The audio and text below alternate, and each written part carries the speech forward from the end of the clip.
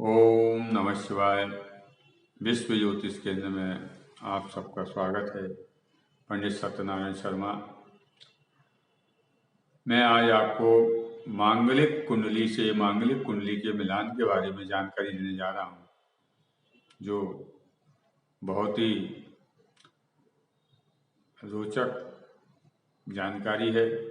आप लोगों को पसंद भी आएगी।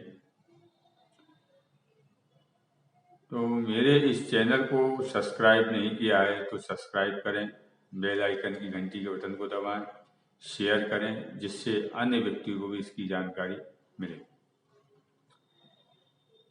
जो मांगलिक कुंडली होती है, मांगलिक से मांगलिक का ही कुंडली का मिलान करना चाहिए। यदि किसी स्त्री जातक की कुंडली में मंगल है तो किसी पापक ग्रह के साथ में, यदि पुरुष की भी पापक ग्रह है, जो सूर्य, शनि, राहु और केतु और मंगल, इन 5 ग्रहों में से कोई भी पापक ग्रह है तो मांगलिक से मांगलिक का परिहार हो जाता है। जरूरी नहीं है कि लड़की की कुंडली मंगल बैठा हुआ है तो लड़के की कुंडली भी मंगल होना चाहिए। उसकी जगह सूर्य, शनि, राहु, केतु कोई सा भी ग्रह बैठा हो तो मांगलिक से मांगलिक का परिहार हो जाता है और वह कुंडली बहुत ही शुभ हो जाती है। इससे दाम्पत्य जीवन सुखमय रहता है। तो व्यक्ति को मिलान करके ही संबंध करना चाहिए, जिससे दाम्पत्य जीवन सुखमय रहे, आपसी कलेश ना रहे, आपसी प्रेम बना रहे, तलाक की स्थितियां नहीं बने और वैधव्य योग जो होता है, वैधव्य योग का भी शमन होना चाहिए और स्त्रीहंता जो योग होता है उसका भी शमन होना चाहिए। क्योंकि मिलान नहीं करेंगे तो स्थितियां बिगड़ सकती हैं। स्त्री जातक को यदि वैधव्य योग बना हुआ है, कुंडली मंगली है, तो उसको कुंभ विवाह कराना चाहिए।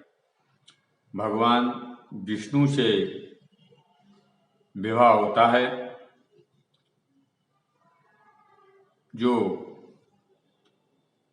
स्त्री जातक को विवाह में परेशानी आ रही है या संबंध नहीं हो पा रहा है या काफ़ी उम्र निकलती जा रही है, संबंध नहीं हो रहा है, तो अच्छे योग्य ज्योतिषी को कुंडली दिखवा के उसमें उसका परिहार निकालना चाहिए। और परिहार में यदि वैधव्य योग बना हुआ है तो कुंभ विवाह जरूर कराएं। भगवान विष्णु से विवाह होता है तो उससे वैधव्य योग का शमन होता है और आगे दाम्पत्य जीवन सुखमय रहता है। तो मैं आपको ये कुंडली की जानकारी देता हूँ। ये कुंडली स्त्री जातक की है।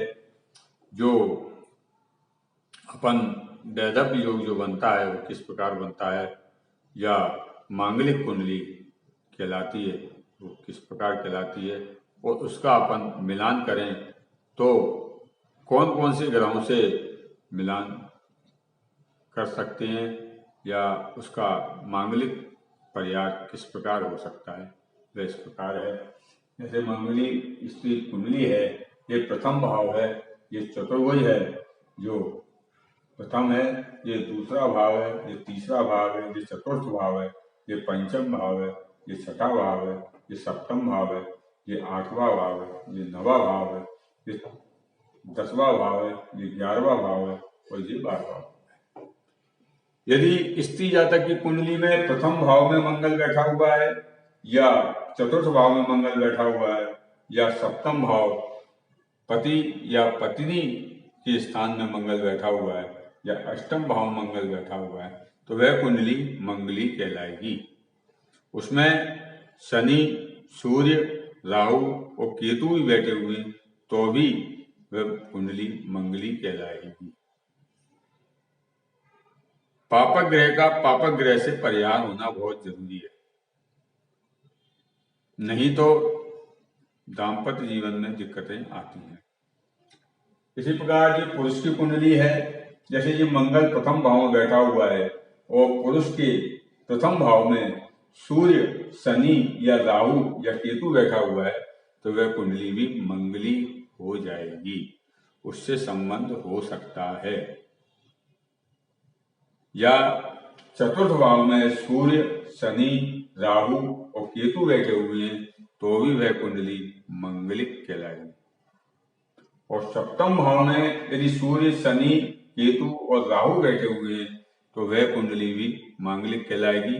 इस स्त्री की कुंडली से और पुरुष की कुंडली का मिलान हो सकता है, पर उसमें गुण मिलना बहुत जरूरी है। कम से कम 18 गुण तो मिलना ही चाहिए, ज्यादा मिल जाए तो बहुत अच्छी बात है, बहुत ही शुभ है। साथ में कुंडली में नाड़ी दोष नहीं होना चाहिए और भकुड़ दोष नहीं होना चाहिए। ग्रह मैत्री मिलना बहुत जरूरी होता है। ग्रह मैत्री भी मिली हुई है और मंगली से मंगली का परिहार भी हो रहा है, तो वह कुंडली बहुत ही अच्छी मानी जाती है और बहुत ही शुभ मानी जाती है, जिससे दाम्पत्य जीवन जातक और जातिका का सुखमय व्यतीत होता है, उसमें किसी प्रकार की समस्याएं नहीं आती हैं। इस चीज का विशेष देखना चाहिए। और यदि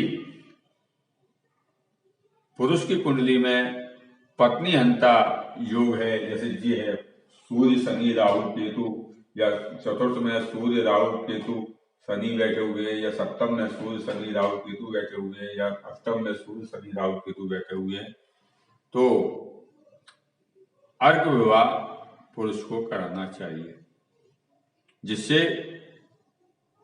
स्त्री सुख जातक को मिले। नहीं तो कई दफे ऐसी समस्याएं आती हैं, पुरुष की शादी हुई, आगे चल के स्त्री चल बसी, तो वो स्थितियां ना हो। और कुंडली का आपस में चौकड़ी का मिलान जरूर करना चाहिए। लग्न कुंडली, जिसको अपन बताने जा रहा हूं,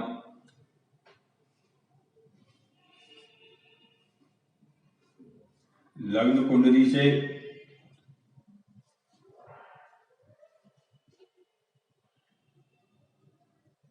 चंद्र कुंडली से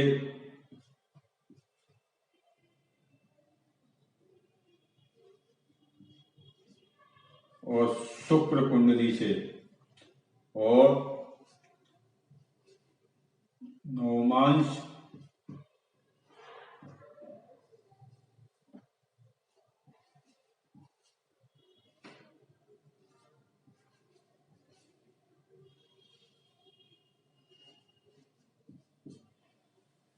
कुंडली से विचार करना चाहिए, क्योंकि जब तक आप ये चारों कुंडली से आप मिलान नहीं करेंगे, तब तक मांगलिक परिहार नहीं निकल पाएगा। क्योंकि ये चारों कुंडली पे जाके विचार करना चाहिए। कई लोग के फोन आते हैं, साहब हमने कुंडली कंप्यूटर पे मिलान कर लिया, या लैपटॉप पे मिलान कर लिया, या मोबाइल पे हमने मिलान कर लिया, साहब गुण बहुत अच्छे मिल रहे हैं, कोई दोष नहीं आ रहा है। पर मैं आप लोगों से कहूंगा कि अच्छे ज्योतिषी पे जाकर कुंडली का मिलान कराएं, जिससे